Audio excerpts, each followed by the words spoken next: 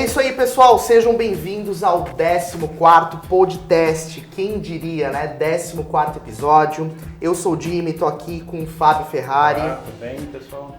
O que você acha, Ferrari? 14º episódio, né? Eu não consigo acreditar. A gente estava discutindo semana passada sobre esse assunto, eu estava pensando 14, não acredito que é 14. Sim, sim. Hoje mesmo, na hora da gente estar revisando ali o conteúdo, porra, já fizemos 14 episódios. Realmente é um ritmo bem legal, assim, pra dois meses de podcast. Eu acho que mais uns 20 a gente aprende a fazer direito. Mais 20 a gente aprende a fazer direito. E quando a gente bater 100, a gente chama o Gervi pra participar. Vamos fazer que essa é a regra.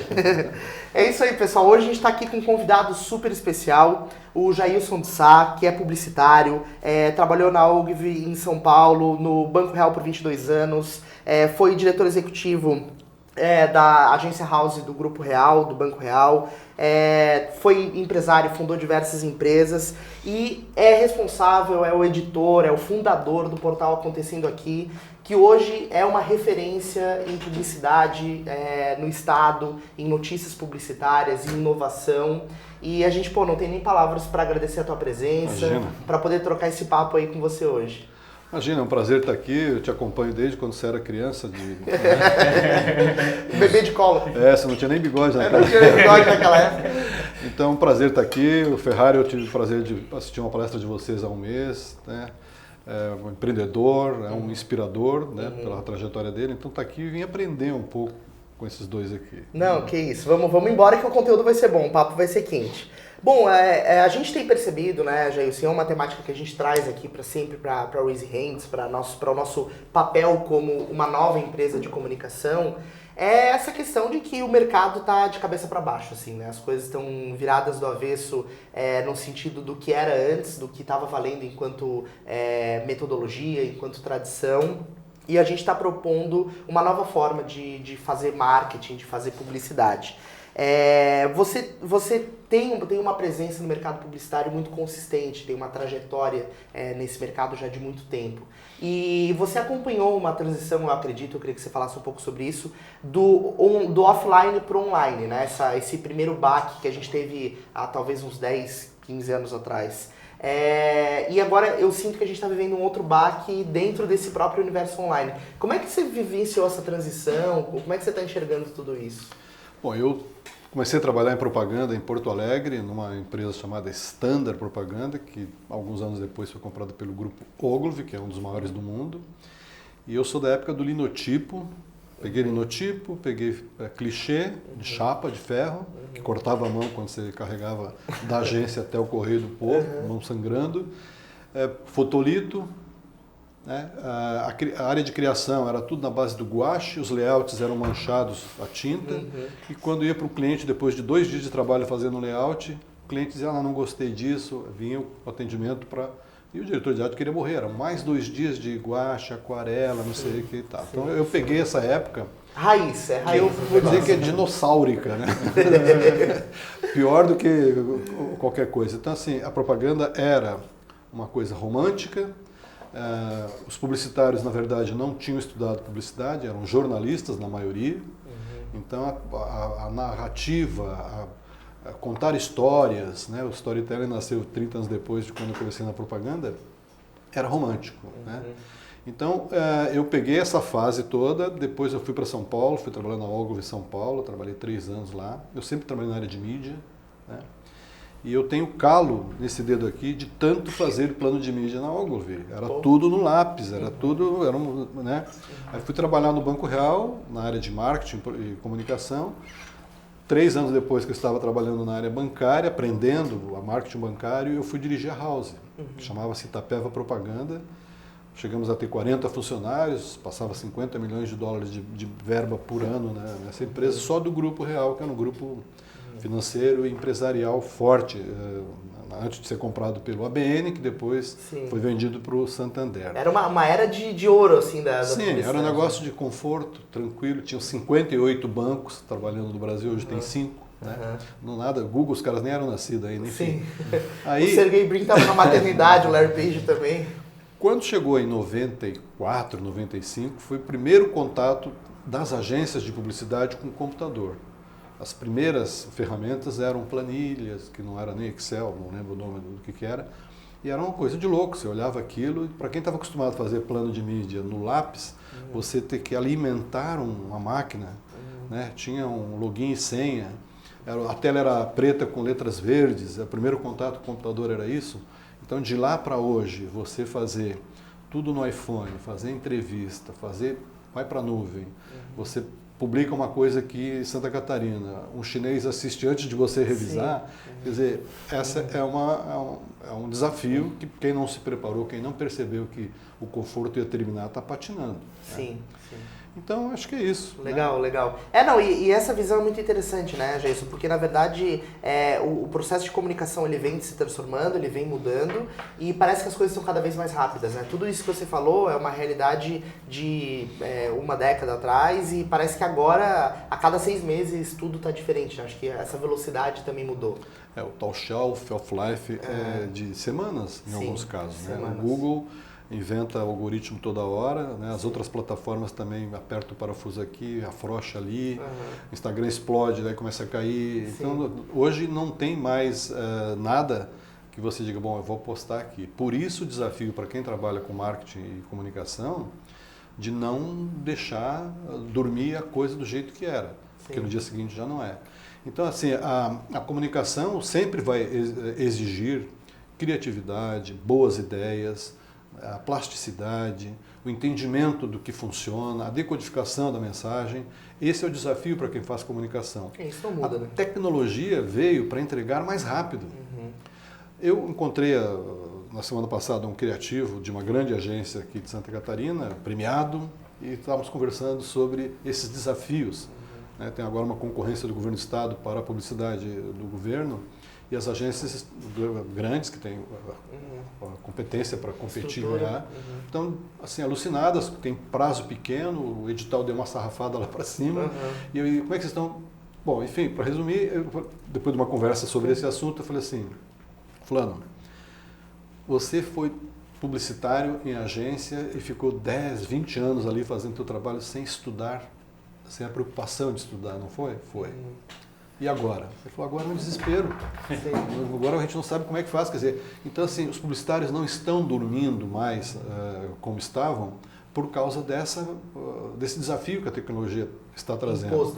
De pensar rápido, de buscar alternativas e de entender de plataformas. A internet é muito curioso, assim, o que ele fez, né? Praticamente todas as experiências que a gente tinha offline, eles caminharam para o online, tentando reimplementar o que foi executado do offline de forma online. Então você tinha a carta que vinha para o correio, você fabricou o e-mail. Você tinha um táxi, você chegava e usava a internet para pedir o táxi. Agora não, você não usa mais e-mail, você manda WhatsApp, é uma coisa nativa a plataforma da internet. Você não pede mais o táxi, você chama o Uber, que ele já mostra por GPS a posição. Então a coisa caminha, primeiro com uma estratégia, na minha percepção, né? Caminha com uma estratégia de fazer a mesma coisa no modelo online, tentando fazer basicamente a mesma coisa numa outra linguagem, e depois nascem as plataformas e soluções que são nativas da plataforma, vamos dizer assim, que eles não têm nada a ver com o modelo offline. Então, esse processo de transformação ela é drástica, né? Você chega, a primeira impressão é que parece que a coisa ficou mais rápida, depois ficou totalmente diferente. Entendeu? Tipo, a gente não sabe exatamente como é que essa reimplementação vai ser feita. Né? Mas você vê o seguinte, você tocou no ponto que foi muito trabalhado por alguns gringos no RD agora, trazendo um recado do Vale do Silício para a desaceleração. O pessoal do digital hoje se acha assim, o mais inteligente do mundo. Eu sou de uma geração de publicitários que nós nos achávamos os mais inteligentes do mundo. Ou porque era tudo em inglês, ou porque a gente falava as coisas e o cliente não entendia, a gente dizia, não entendeu, se fudeu, né? Então, assim, publicitário já não é mais essa coisa toda, né? E hoje são os digitais. Então, eu acho que essa desaceleração que está sendo recomendada pelas plataformas é exatamente porque passou-se por cima de uma série de processos importantes. Né? Eu vi quantas e quantas vezes o pessoal do digital dizendo que fazia plano de marketing digital. Eu ia lá ver, nada mais era do que um post no Facebook. Então isso foi assim disseminado. Sim. Eu moro aqui há 20 anos, é por aqui que eu vivo, mas imagino que outros mercados também. Os caras do digital dizendo assim, pô, nós somos foda, não é tudo barato, o que vai fazer anúncio não sei aonde e tal. Então, esse gap que eu poderia dizer que foi o processo que passou-se por cima, foi essa pressa de querer fazer, de querer pegar a coisa, esquecendo que tem gerações antigas, gerações novas que só consomem a internet nativa, tem uma geração de 30 anos para baixo que não tem e-mail. O cara comprou um smartphone, ganhou um smartphone, foi lá e o que é Facebook, abriu uma conta ali e para ele a internet é aquilo. Isso. Quando que você poderia imaginar que um dia alguém poderia, primeiro, e-mail, quando surgiu e-mail, agora não sei o que é rede social, e-mail vai morrer. Não, mas o inbound depende do e-mail. Pô, se não tiver, como é que faz? Então tem toda uma discussão em cima. O próprio caso do banco, né? Você chega e diz assim, não, vamos fazer agora internet bank para ficar mais rápido, para economizar gente na agência. Daqui a pouco sai um banco que não tem mais funcionário, assim, tudo online, quer dizer. Não, mas eles fizeram isso, mas esqueceram que vinha um blockchain na sequência. Você tudo sendo atropelado, uma coisa em cima o ponto que eu só estou comentando é tipo assim, daqui a pouco surge alguma coisa que ela é nativa à internet, que simplesmente não consegue pensar no modo offline. E isso é uma disrupção muito significativa. Então impacta demais no negócio. A rede social é basicamente isso. A rede social ela surgiu e ela é nativa, ela não existiria fora do espaço online. Sim. Não, sem dúvida. E me interessa muito, né, Gelson, assim, a acompanhar isso de perto, olhar. E eu queria também te ouvir no seguinte respeito, né? Existe uma cultura de publicidade, uma cultura de marketing estabelecida, que é isso que você falou, da própria postura, do papel do publicitário nas campanhas, dos criativos, etc. E que o digital meio que estremeceu um pouco isso. E você criou um negócio, que é o Acontecendo Aqui, é um portal de comunicação, e transformou ele numa referência, né, para o setor, num ambiente como, por exemplo, a gente tem o Meio Mensagem, que tem um portal muito conhecido pelo nicho, né, pelo mercado. Sim. E você desenvolveu essa mesma trajetória com Acontecendo Aqui em relação a Santa Catarina, né?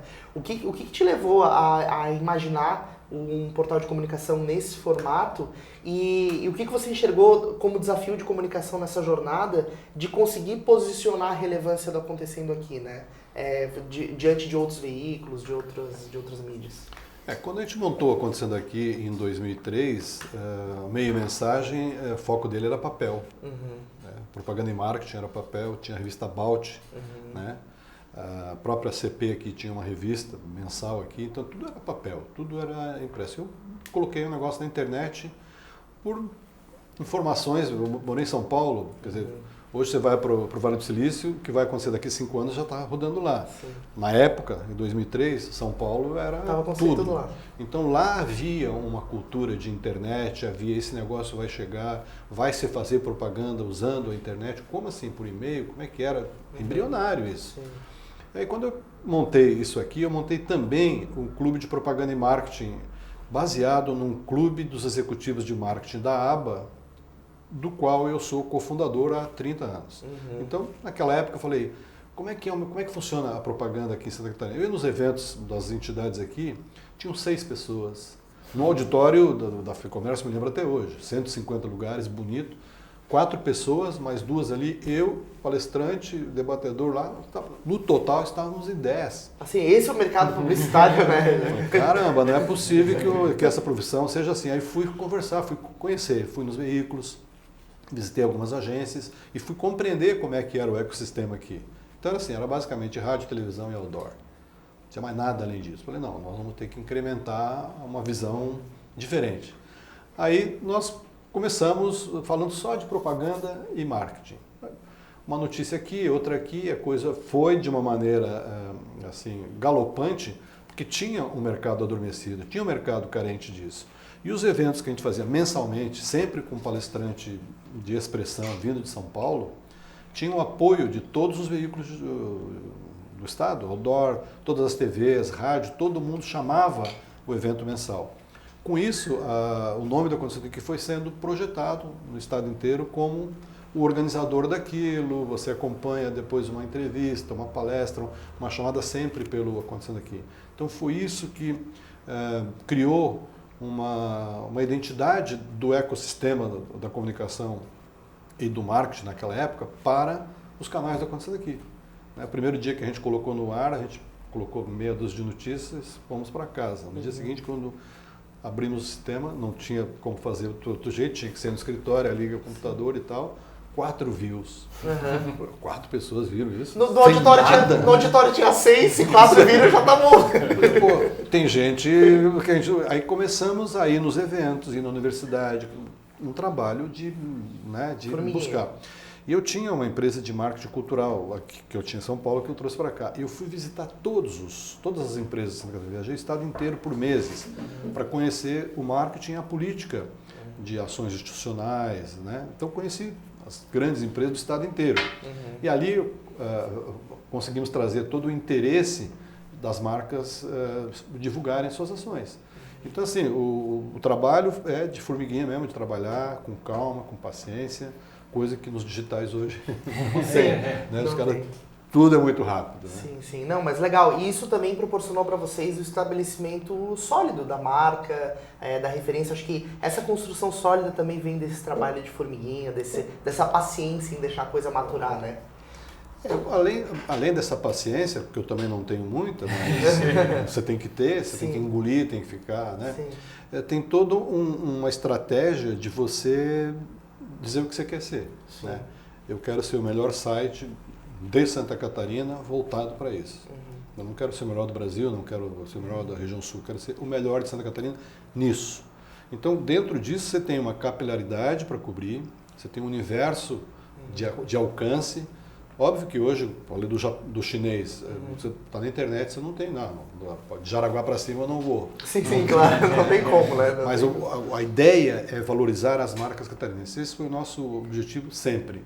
Falar das marcas catarinenses, dar espaço para os empresários, para as agências, para o meio universitário, porque é lá que vem o profissional. Você, 16 anos atrás, você não era o profissional que você é. Em algum lugar você ouviu falar de acontecendo aquilo que você ainda não sabia que você ia ser o Jimmy. Você ainda era Rodrigo? Ainda era Rodrigo. E não tinha bigode. Então, assim, eu acho que você, planejamento, resiliência, trabalhar sério, credibilidade. Acontecendo aqui nunca foi feito por mim. Eu nunca... eu sou o curador de vocês, não é. Foi sempre colaborativo, foi sempre dando espaço para o mercado, dando voz, estimulando Nós ensinamos as agências a fazer ficha técnica aqui. Ninguém sabia fazer ficha técnica. Se você pegar hoje em qualquer veículo que sai alguma coisa com ficha técnica de agência, pode ir lá ver que o modelo é aquele que nós implantamos lá. Igualzinho.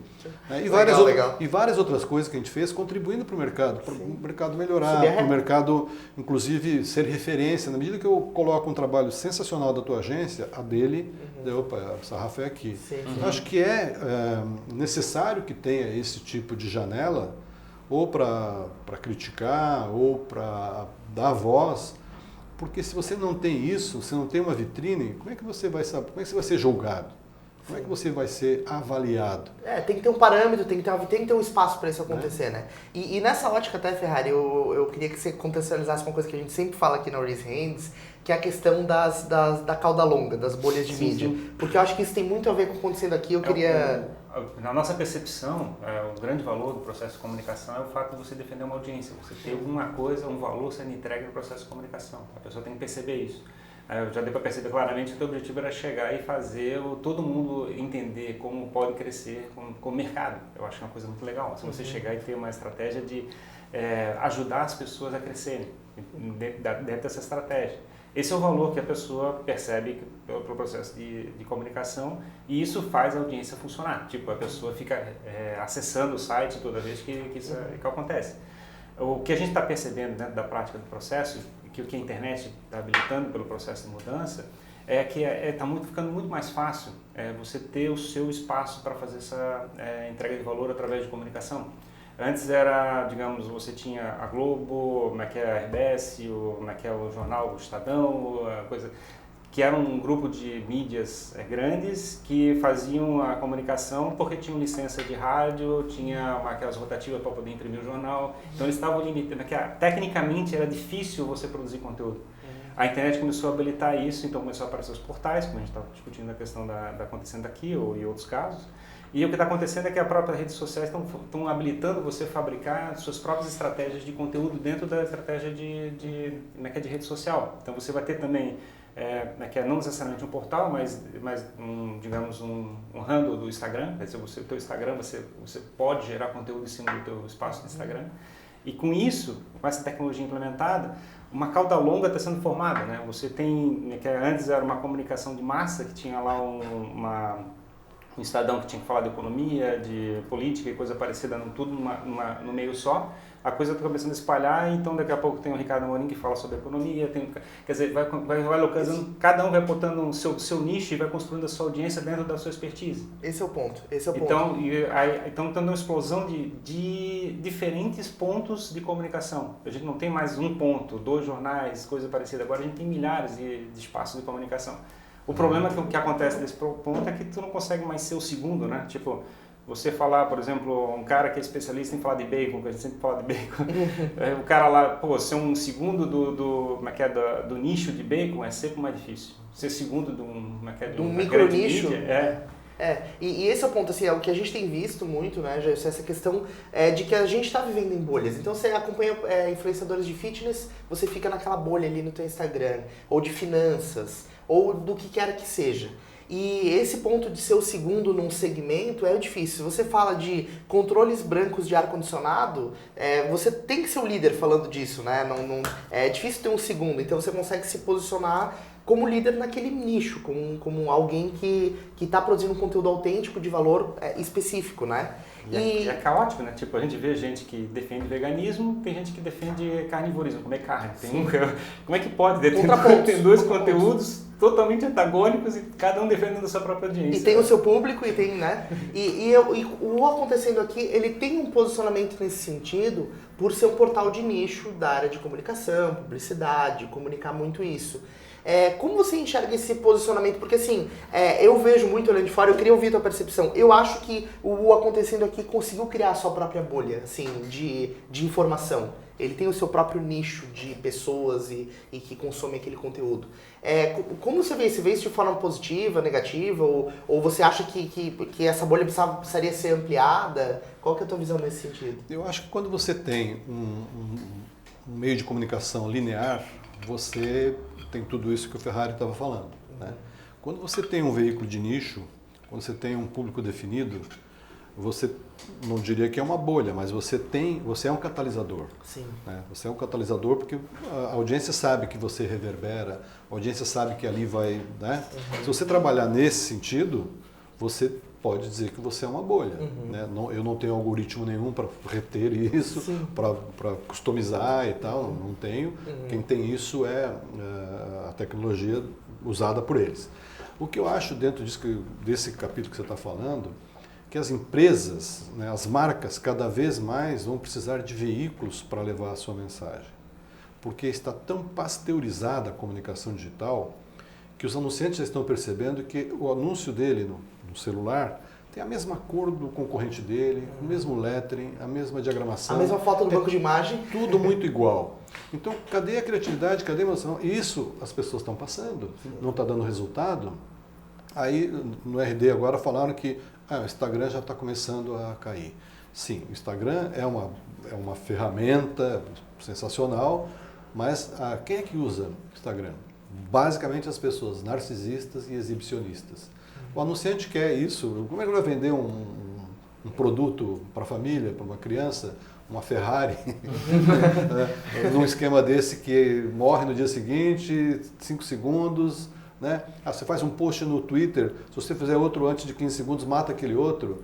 Se você fizer no Instagram, no Facebook, não pode ser mais. Então tem sim, um monte de equívocos na hora de fazer a comunicação.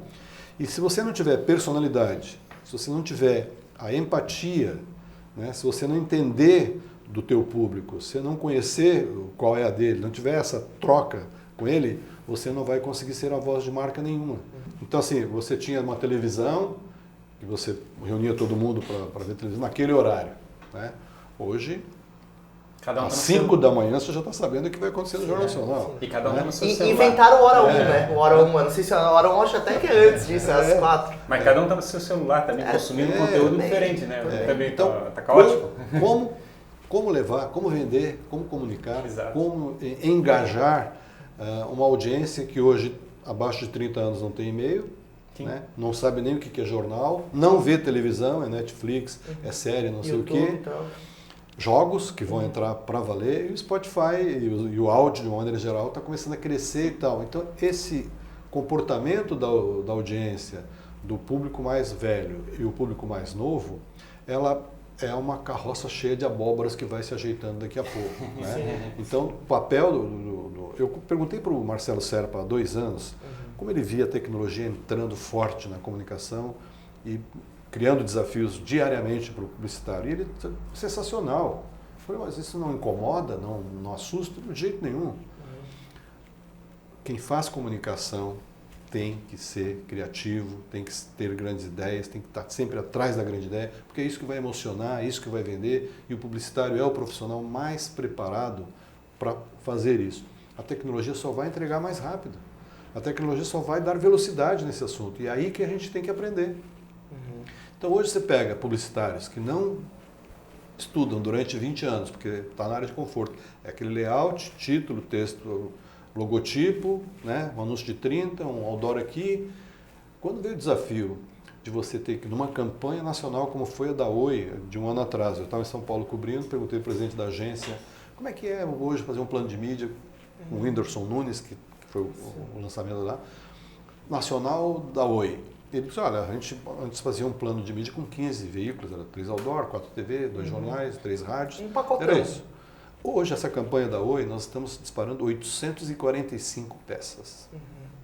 Ou seja, é flyer para o dispositivo X, é não sei o quê, e vai, 845 peças, quer dizer, não tem dedo para segurar Ia faltar tanto dedo calo pra ter calo, né? para fazer um plano de mídia com 845, quer dizer, então você imagina um profissional de agência hoje, quando ele pensa em fazer uma comunicação, ele tem que pensar que na plataforma A é um volume de texto, não vai hashtag ou vai hashtag. Pô, antes ele tinha que fazer título, texto e logotipo. Hoje o criativo ele tem que saber disso. E se ele não entender um pouco de programação, ele não vai conseguir fazer uma comunicação bem feita. Não é ser um development, não é isso. É entender de programação. Ele tem que saber o que é possível fazer. Porque ele pode ter uma baita ideia que não vai dar certo. Sim, claro. Ou a partir do momento que ele perceber o que é possível fazer com a tecnologia, na Tecnicamente comunicação, viável. pô, eu posso criar isso. Sim. Então, essa simbiose do criativo, do cara que tem grandes ideias, de dominar um pouco o que vai ser usado com a ideia dele. Como é que isso vai chegar lá?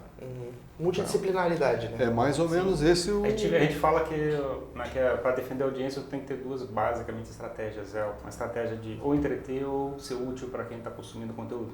Então você tem que fazer esse conjunto de elementos, né, de ser uma coisa que faz a pessoa ficar engajada pelo fato de ser engraçado, ser impactado emocionalmente, ou ser útil para a vida dele de alguma maneira.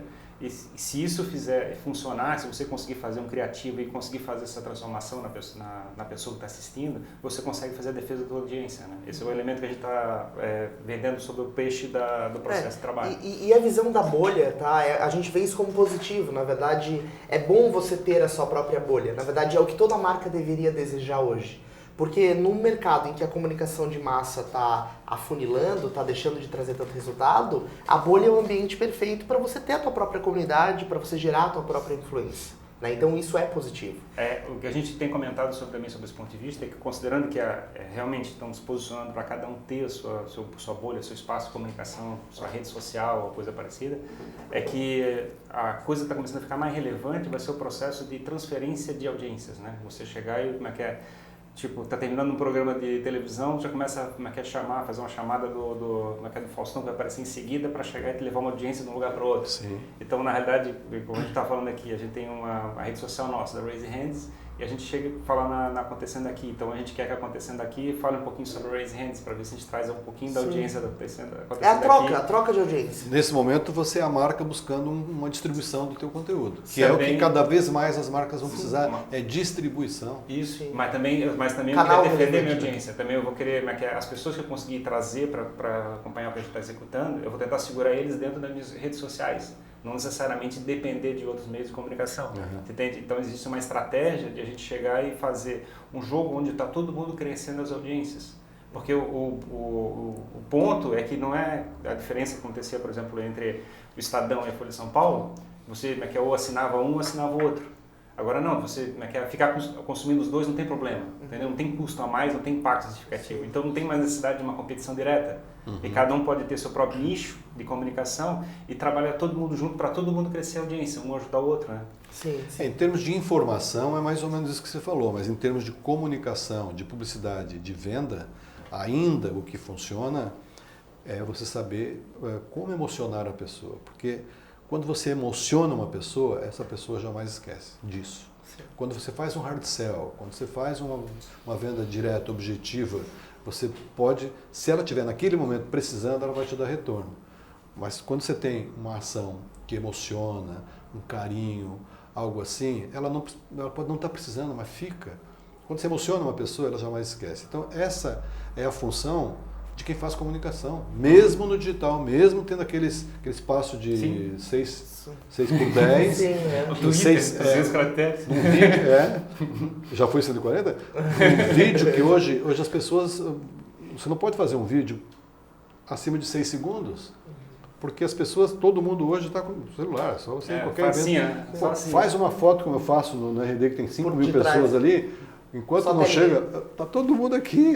5.000 pessoas, 4.999 estão com o celular na mão. Tem aquela foto do Papa, que é clássica, né? Que tem o Papa, quando teve a mudança do João Paulo II pro Ratzinger e depois agora pro Papa todo Francisco. Mundo celular em cima? Numa não tinha nada, na outra todo mundo com o celular, assim. Então, esse é o negócio, como é que você tem que saber como é que você vai emocionar em 6 segundos. Sim. Como é que você vai criar uma empatia por uma técnica de comunicação que encante. Sim. Que é dessa maneira que você vai se diferenciar. Por isso que os clientes estão dizendo que está tudo muito igual, mesma cor, mesmo layout, mesma foto. Né? A gente fala que são etapas dentro do processo de defesa da audiência. Você começa através da atenção, que tem que ser uma coisa muito curta, um gancho, alguma coisa assim que faça a pessoa, chamou atenção porque é diferente dos outros. Esse é o teu gancho para você chegar e começar a fazer um espaço para comunicar. E aí você, depois de 2, 3, 4 interações desse tipo, você começa a fazer a pessoa sentir falta daquela informação, que a gente chama de construir audiência. Então você está começando a ter as pessoas buscando aquela informação e aí você pode começar a ter mais espaço para fazer a comunicação. Pode ter conteúdos mais longos, a gente passar por um longo form, pegar um vídeo no YouTube, 30 minutos, ou coisa parecida, um podcast, como a gente está fazendo aqui. Sim. Então, e depois disso a gente começa a fazer um processo de interação, onde o valor vai ser criado em conjunto. Você começa a fazer postagens e as pessoas começam a comentar, curtir, interagir, encaminhar e coisas assim. É que a gente chama de comunidade. Então a nossa tese é que você deve começar com uma estratégia de atenção, passar por um processo de audiência para fechar o processo num processo de comunidade, quando você tem uma interação direta com o teu público, né? Sim. Então, assim, eu entendo a tua preocupação, mas assim, no meu entendimento existe um processo que dá para executar, no sentido de chegar e fazer as pessoas ficarem engajadas com o que você está fazendo. E você tendo já uma comunidade envolvida, você nem precisa... Facilita. Você tem um grupo de pessoas interagindo com você, a pessoa está ali crescendo junto contigo sobre o produto que você está fazendo, sobre o negócio que está sendo executado, e explicar para as pessoas, lancei uma versão nova do produto tal, quem quer participar e coisa parecida, é uma venda muito mais interessante. As pessoas já estão envolvidas com a tua comunicação, você pode levar um produto que está sendo desenvolvido junto com a empresa e fazer as pessoas serem parte do processo de construção em conjunto e não simplesmente uma venda, né? Sim, essa é a comunicação moderna. Sim. Né? Antigamente tinha o processo AIDA, que você falou aí, né? AIDA. Hoje é o AIDAR. Tem que acrescentar o R de resultado, porque os caras da performance não perdoam. Então, hoje é desafiador tudo isso, né? Sim, claro. Não, muito, muito legal, assim, esse raciocínio, né? De ver como tudo isso que a gente está falando impacta diretamente na vida de quem está fazendo comunicação E se não for bem instruído para o cliente, deixa o cliente ainda mais perdido, né? Você citou um papo que você teve com o Marcelo Serpa, eu acho que essa entrevista foi em Cannes, não foi esse papo? Não. Não, esse foi no Guarujá, no Foi no evento do LEED, quando ele foi premiado. Mas eu legal. fiz 2 entrevistas Isso, com ele. porque eu assisti em Cannes essa entrevista com fizemos ele. 2 lá. Isso. E, Tava em Cannes? não tava. Gostaria de estar, mas tava acompanhando o Cannes pelos olhos do Jailson, né? O que é quase melhor do que tá lá. Nada. Mas, lá é muito bom. eu imagino. Eu fui uma vez lá. Então, assim, o Acontecendo Aqui cobre muito esse tipo de evento, de premiação. Vocês estiveram agora recentemente no Web Summit também, né? E eu queria te ouvir, assim, como é que é estar em Cannes, vivendo tudo aquilo, na expectativa. Eu acompanho também muito o Hugo Rodrigues, né? E acompanho também o olhar dele sobre estar lá e etc. Como é que é essa atmosfera, assim, de Cannes? O Festival de Cannes, ele existe há 64 anos. Ele começou por sugestão dos diretores de cinema, porque foi oriundo do Festival de Cannes de cinema, que disseram, pô, mas tá passando, os caras estão fazendo propaganda em cinema, vamos avaliar também. Então criaram, no paralelo do Festival de Cinema, um festival de publicidade, na época só para filmes de cinema, que não tinha televisão, não existia comunicação. Isso era um ano em Veneza e um ano em Cannes. Um ano em Veneza, um ano em Cannes, por causa de cinema, né? Aí teve uma greve geral numa época, numa década, não sei, 60 ou 70, em que por 2 anos não foi feito em Veneza, por causa dessa greve geral na Itália. Aí fizeram o segundo ano em Cannes e nunca mais saiu de lá. Charmoso, Riviera, blá blá blá, tudo, né? E o Festival de Cannes foi crescendo, assim, primeiro era só cinema, depois cinema e televisão, depois outdoor, e por décadas o que mandava ali era o Wall Street. Eram as grandes NBS, CBS, ABC, New York Times, Wall Street Journal. Eram esses os expositores, eram esses os protagonistas e quem mandava na mídia. Né? Hoje Cannes tem 15 mil pessoas que vão para lá para participar dos eventos. A praia, que tem uns 2 quilômetros mais ou menos de praia ali, é toda tomada por marcas com estandes na beira da praia, porque não cabe nos 2 pavilhões. Nossa. É muita coisa. Para você ter uma ideia, você paga 3.800 euros para ter um crachá que te dá um acesso full. Então não é qualquer Jailson que vai para lá. Então, os 3 mil caras que vão assistir as palestras no Teatro Maior, que é o Audi, pagam esses 3.800. Começa com 4.000 euros para entrar. Só para entrar. A passagem, hospedagem. Uma Heineken custa 5 euros, a latinha, né? A comidinha mais barata é 18 euros, multiplica por 5. Né? Você come um pastel, R$90. Não é qualquer Não é nem de camarão. Não é descargou. Não é qualquer Jailson que vai. Então, assim, o palestrante que vai em Cannes, ele vai levar a melhor palestra da vida dele. Porque estão 3 mil pessoas, líderes no seu país, na sua empresa, né, que foram ali para buscar algo novo. Então, sair de Cannes, você sai com aquilo que vai ser usado no ecossistema da comunicação nos próximos 2 anos. Eu constato isso, eu vou lá desde 2013, que você vê lá, depois de 1 ano, 2, é que você vai saber, que você vai ver aqui. E é engraçado você ver que os grandes prêmios, os tais GPs, que premiam a ideia que mais funciona, considerada melhor, começa a ser imitada pelas grandes agências daqui, porque tem marcas que exigem uma comunicação diferenciada, seguindo o que acontece lá. Então, assim, um benchmark enorme. Você tem, qualquer evento grande tem essa coisa, só que lá você tem, assim, na mesma hora, uma palestra do diretor de marketing mundial da Coca-Cola, vice-presidente da Microsoft, fundador do Google. Para onde eu vou, pelo amor de Deus? Vice-presidente dos Estados Unidos. Você fala, pô, eu queria ir em todas. Você tem que escolher uma para cobrir. Aí você fala, perdi 7. Quer dizer, você tem todo dia uma frustração. Sofrido. Não consegue fazer isso. Chorando, tomando Heineken de 5 euros de frente para Riviera com Mas vocês. é sensacional pelo seguinte, você vê assim, o cara que ganha um leão em Cannes, ele já sai empregado para outra empresa e talvez para outro país no dia seguinte. Assim, tem uns headhunter gringos ali, que quando você tem um prata, um ouro, o bronze é mais ou menos, mas um prata, um ouro e um GP, esse cara não volta para a mesma agência que estava. Em qualquer país, não é só do Brasil. Então, assim, é uma vitrine para quem trabalha com criatividade, para quem trabalha com comunicação. Nos últimos 2 anos, a gente começou a ouvir muita discussão levada por Unilever, por Procter & Gamble, levando as críticas do grande anunciante sobre essa velocidade, essa ganância, essa coisa de aproveitar a tal bolha do digital, tudo é digital, as programáticas, não sei o quê, e muitas denúncias de falcatrua, de fraudes aplicadas mundo afora. Você vai no Festival de Cannes, vai no South, você vai no Web Summit, você vê marcas que você não conhece no Brasil. Sim. Marcas poderosas, marcas mundiais da Ásia, dos Estados Unidos, que não estão aqui.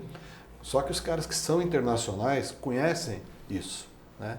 Então, assim, você tem um espectro de aprendizagem indo para Cannes, porque os júris, são 27 categorias, os júris são formados por presidentes globais de grandes agências, de grandes empresas, grandes anunciantes, ou vice-presidente de criação global, ou seja, um cara que dirige a criação daquela agência ou daquela empresa olhando para o mundo.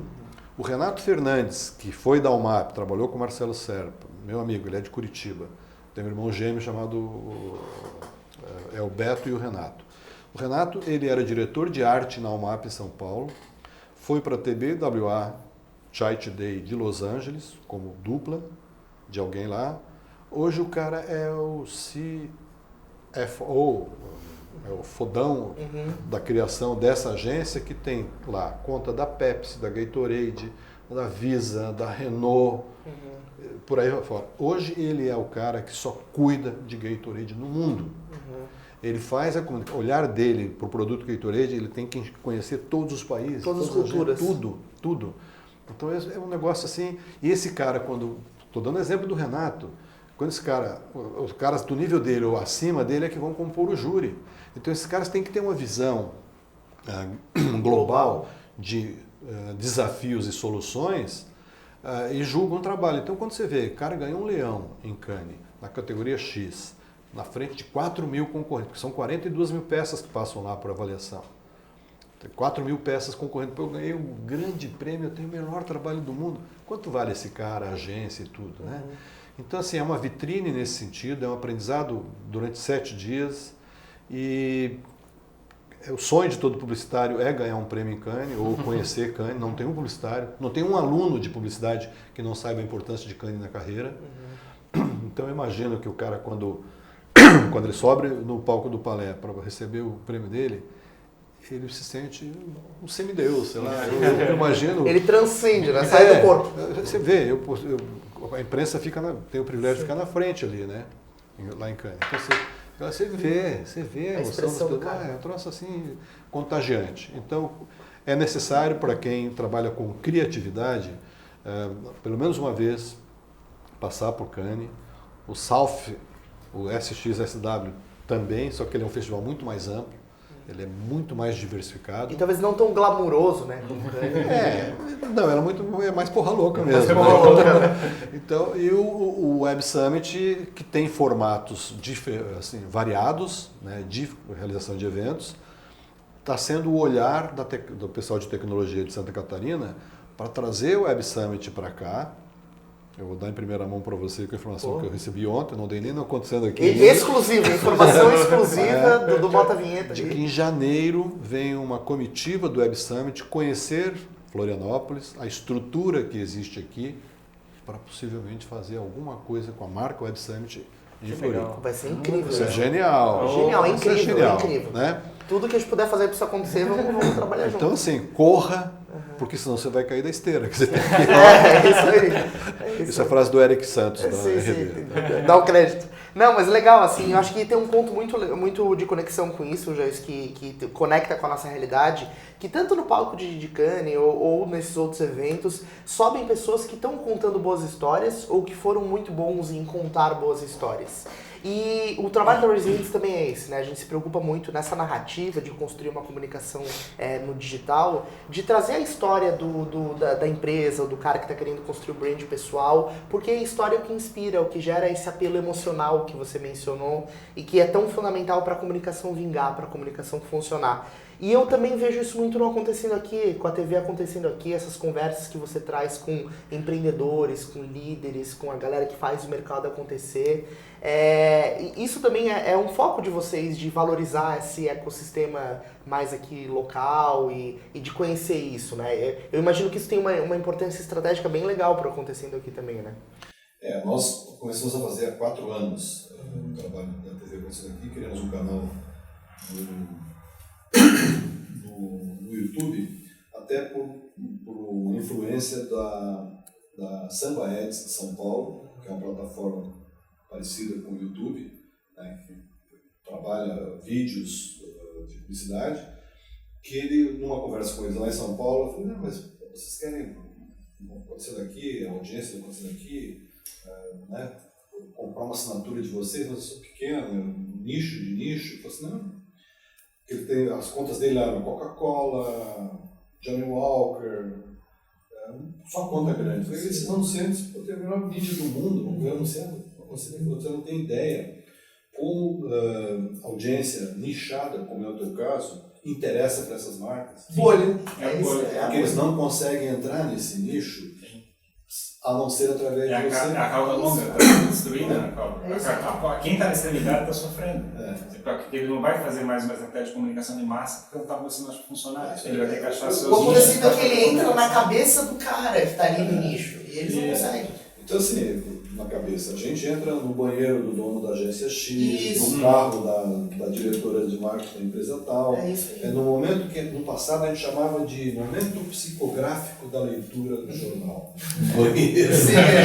Ou no sofá, ou no carro, se você tem um motorista. Na mesa do café da manhã. Que momento? Então, o teu anúncio podia ter a sorte de levar uma mensagem que combinava com o momento psicográfico da leitura. Que momento a pessoa está? Ela está tensa, ela está relaxada, ela está competitiva, né? Hoje, esquece esse momento psicográfico da leitura, da audiência. Hoje você tem que ter essa assertividade, tal da bolha, tal de encontrar o cara ali sem dispersão. Porque é a clássica frase, pô, metade do meu dinheiro vai para o lixo, não sei qual delas que é. Eu acho que muita gente botou mais de 90% do seu dinheiro no lixo, porque dar tiro no bando, quando você precisa pegar um alvo, né? E hoje a tecnologia facilita bastante isso. Acho que também um ponto que você querendo falar nessa discussão é a questão da autenticidade, né? Que a gente chama de mostrar cozinho, existe uma tendência de um processo de publicidade, de vender uma imagem que é falsa, né? Uma tentativa de chegar e dizer que é muito ideal do ponto de vista. E como é que as pessoas percebem mais valor numa comunicação? É quando ela é mais real, né? Quando ela é mais autêntica. Então, a gente está falando sobre o processo de comunicação, eu acho que o acontecendo aqui, quando ele mostra muito mais a verdade do que está acontecendo, isso é uma coisa que faz as pessoas sentirem parte daquele processo e defender a autenticidade e fazer a pessoa ficar envolvida, né? Sim, uma coisa é você ter uma celebridade falando do teu produto e uma influencer. Né? Essa é a diferença. Quando você tem celebridade, a audiência hoje tem um esclarecimento tal de que, não, isso aqui é pago. Não é bem assim. Se você faz uma mulher que nunca chegou perto de um tanque fazer propaganda de sabão em pó porque lava no tanque, não é, né? Não vende, né? Não vende. Então hoje o papel do influencer é para isso, para certas ações é fundamental ter uma influência, mas tem que orientar, ele tem que entender o marketing, ele tem que saber o que dizer, pode falar do jeitão errado dele, do lá pro gueto, tudo certo, mas tem que falar o que eu acho que tem que falar. E o que acontecendo aqui com os vídeos, ele traz exatamente esse olhar, essa realidade, essa dor, né, que as empresas locais e regionais têm. Nós começamos a falar só com as agências na primeira fase, depois começamos a falar com as marcas anunciantes e com as entidades, e agora a gente está indo para o lado mais jovem. A gente está buscando esse empreendedor, esse garoto que está aí, como você, que não tem medo de nada, mete as caras, erra pra cacete, mas tem um negócio sensacional. Então, nós estamos começando a mostrar um pouco isso. Então, a audiência se identifica porque a gente está falando de pessoas próximas, dentro da realidade deles. Se eu for entrevistar um cara na França, esse cara lá não tem nada a ver comigo aqui em Palhoça, Chapecó, em Cristina. Então, quando a gente fala disso aqui, trazendo isso, é a coisa da humanização. Sim. Né? As pessoas se identificam com isso. Sim. Então, A gente também tem falado para as startups, as empresas que estão começando, para não tentar vender uma imagem que é uma empresa grande, que não sei o quê, que como é que tudo é perfeito, e como é que é abrir a natureza dela, que é uma empresa que está começando, está no MVP, e coisa parecida. É essencial para as pessoas defenderem o relacionamento com os primeiros clientes, né? Tentar fazer uma venda, tentando enganar essa imagem. eu acho que startup deveria ter a seguinte: você quer durar na vida? Vai devagar. Nada de sede ao pote, nada de angústia, de desespero. Claro que ela tem que pagar a conta e tudo, mas alguém deve ter dito para eles: uma startup que 1 ano você está rico. Mas é o mito Zuckerberg, né, Jair? Todo mundo quer ser o próximo Zuckerberg. Mas se você fizer um levantamento, eu diria que a maior parte das startups não virou empresa. Sim.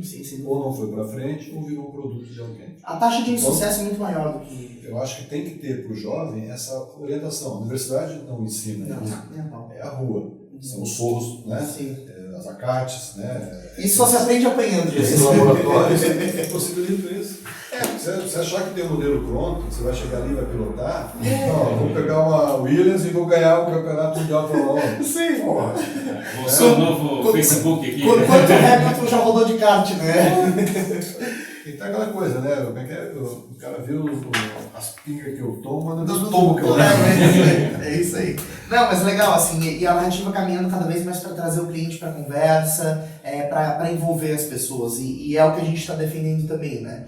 E eu vejo muito no posicionamento do próprio acontecendo aqui, tem muito a ver com o que a gente está fazendo na Raise Hands por esse sentido, de dar voz primeiro para quem tem histórias autênticas, valorizar isso e gerar um conteúdo que tenha conexão com o público, que não seja um conteúdo pasteurizado, como você falou. Que bom. Né? Acho que Isso é vida longa. é isso aí, a caminhada para o mercado é nesse sentido, né? E a gente vê, veículos e empresas que não se adequam a isso e que não começam a ter esse olhar, vão perdendo espaço, não tem jeito. Por quê? Porque quem manda no que quer consumir é a audiência, não tem jeito, não tem como a gente tentar impor alguma coisa.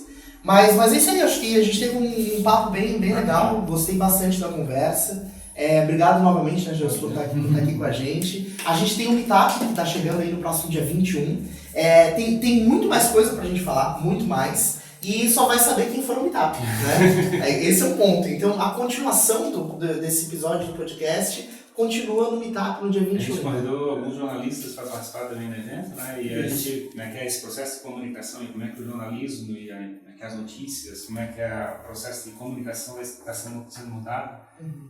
As pessoas vão ter que aprender a lidar com isso, né? E ver como é que o mundo está mudando. Então a gente vai ter um espaço muito bacana para a gente trocar ideias a respeito disso, né? Vai ser uma bacana esse evento. Sim. O Jason vai participar, né? Vai ser um dos palestrantes, né? Falar sobre, não sei, provavelmente toda a comunicação está acontecendo aqui, eu acho que está nessa noção. Eu não sou palestrante, eu nunca montei uma palestra, eu poderia até ganhar dinheiro com isso, mas nunca fiz, nunca me dediquei a isso. Eu vou lá contar algumas coisas dentro do briefing que você passou, considerando quem vai estar ali, não sei se vai ter um painel depois, ou se cada um fala um e vai embora, mas eu vou preparar, dentro do tempo que você deu, compartilhar, na verdade, o que eu tenho aprendido, o que eu tenho ouvido. Eu acompanho todos os eventos importantes presencialmente ou por outros meios, trazer isso que eu ouço. Quer dizer, eu não invento nada, não sou criador de nada, está cheio de creators aí, o cara pega um celular, ele é um criativo. Ele pega um celular, abre o campo e começa a fazer arte ali, né? Eu sou um cara, então acho que menos, né? O Aston Oliveto foi entrevistado por 2 meninas do Google em Londres, o Aston Oliveto, como está, um dos mais renomados do mundo, respeitado no mundo inteiro, premiadíssimo lá em Cannes. Eu perdi a chance de uma foto com ele, sabe? Eu tava no Iguatemi JK em São Paulo, e aí ele passou assim, eu não era o Aston Oliveto. Aí eu olhei pra trás e ele falou, o carro foi embora. Puta, não acredito, perdi a chance. Eu vou te mandar uma foto com ele e você tira a minha. Sim, migrou. Eu gosto das gravatas dele, as gravatas dele. Ele foi campeão do gravata, foi sensacional. E elas conversando com ele, perguntou assim, como é que tá a vida e tal, ele estava morando em Londres e tal, e ele contando, no meio da conversa, uma delas falou assim, você conheceu o Steve Jobs, né? Como é que foi o teu encontro com ele? Foi um dia na casa dele, lá estavam fulano, então assim, o cara da Tesla, o cara do Netflix, o cara só esses caras. E eu acho que tem mais uma galera, ele estava lá, foi uma noite muito divertida, jantar sensacional e tal, e aí como é que ele era, o Steve? O Steve era genial, cara, é sensacional, só que é o seguinte, ele era dono da verdade. Mas ele podia. Então ele é sensacional. Agora, foda são os médios. Os médios são. Ou seja, os caras, aquele negócio da prepotência, do pô, eu sou o cara, né? Então acho que esse é o negócio que a gente pode, no próximo dia 21, dar uma trabalhada, para dar uma consciência dos seus protegidos, né? Você é investidor anjo, né? Dos seus protegidos terem essa visão. Se quer durar, pega de outra maneira. Sim, sim. E é um meetup também muito voltado para o mercado de comunicação, né? A gente acha que é um momento perfeito para trazer jornalistas, para trazer publicitários, para trazer também quem faz o mercado e, obviamente, empreendedores, que a gente quer que venham para o meetup, para entender ou debater sobre o novo caminho que a comunicação está tomando. E a gente espera todo mundo, então, no próximo dia 21. Teremos o prazer da presença do Jailson novamente aqui no Sorro. Garantam suas vagas lá no raisehands.com.br/conteúdos, é o primeiro link. E você aí que quer continuar acompanhando os nossos conteúdos, pode nos acompanhar no @soulraisehands em todas as redes sociais. Esse papo vai estar disponível em áudio no Spotify, em vídeo no YouTube também, e distribuído aí em microconteúdos amplamente pelas plataformas. Onde as pessoas podem encontrar o acontecendo aqui, Jailson? Bom, nós temos hoje o site normal, temos o Instagram, temos o Facebook, o Twitter, são os três que a gente tem. Nós estamos começando a trabalhar com o Pinterest. Legal. E olhamos o TikTok. Não. Tem que postar uma dancinha lá. Então, assim, a gente está nas grandes redes, temos um volume bom, nós temos 25 mil no Facebook, perto de 14 no Twitter, 5 mil no Instagram, e aprendendo a mexer nisso. Cada dia que a gente conversa com alguém, não é por aqui, é por aqui. Então, dia 21 vai ter chance de a gente falar isso lá. www.acontecendaqui.com.br, que é o business. E Raise Hands. É isso aí. Então, pessoal, obrigado aí pela sua audiência, por estar com a gente até agora nesse conteúdo. Acompanhe os próximos, né? A gente deve estar em breve aí liberando esse conteúdo e, na sequência, o 15º podcast. Valeu, um abraço e a gente não para. Valeu. Um abraço.